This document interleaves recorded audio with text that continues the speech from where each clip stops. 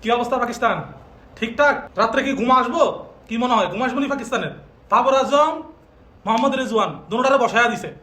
ভাবছে একলা একলা ম্যাচ জিতে যাবো। অগো দাদা সেমাইউবরে নিছে। সেমাইউবে 2 ম্যাচ 2 ম্যাচে 0। বাবর আজম নেয় নাই, সেমাইউবরে নিছে, সেমাইউব 2 ম্যাচে 0। কি কইছে বুঝছেন নি? মানে বাংলাদেশ আর শ্রীলঙ্কা ম্যাচ যতটা না খারাপ গেছে, তার থেকে বেশি খারাপ গেছে ইন্ডিয়া পাকিস্তানের ম্যাচ। মনে হয়েছে যে ইন্ডিয়া ওই যে ওমানের লাগে ম্যাচ খেলছে।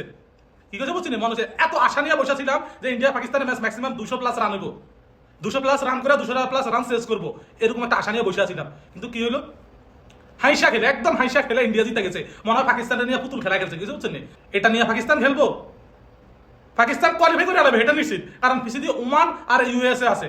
কিছু বুঝছেন? ওদের সাথে দুই টিমের সাথে জিতা কোয়ালিফাই করে আলাইব। ওরা তো সেমাইউব নিছে, ওরা ইয়ারে নিছে।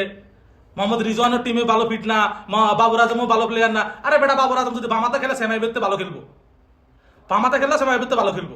বাবর আজমকে বসায় দিছস, বুক এবার হেরে গেছস না? কোয়ালিফাই করবি, এটা জানি কোয়ালিফাই করবি, পাকিস্তান কোয়ালিফাই করবো, ট্রফি জিতবো, হে আশা করার নাই। ঘুমান যায়, ঘুমান সবাই।